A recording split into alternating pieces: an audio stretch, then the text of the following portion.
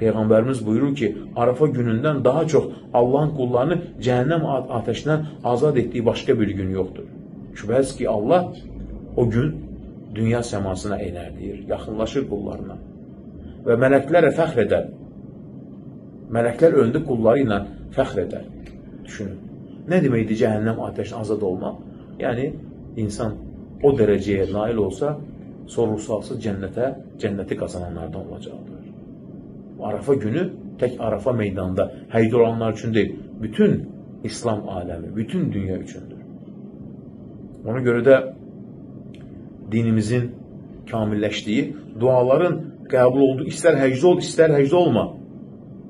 Arafa günündə Allah Teala qullarını cənnətə bəxş edər. Arafa günü, yəni, həm də mələklər önündə Allah Teala fəxr edər qulları ilə. Düşün, Arafa günü. Üstəlik, bugün duaların qəbul olunduğu gün, qullarım, Allah Teala qullarını, yəni yaxın olar dualarını qəbul edər. Arafa günü çoxlu dua etməyin bağışlanma günüdür. Bugün duaların qəbul olunması, üstəlik, həcdə olmayanlar nəyə görə oruç tuturlar? Ona görə ki, oruçdan insanın duaları daha çox qəbul olunsun.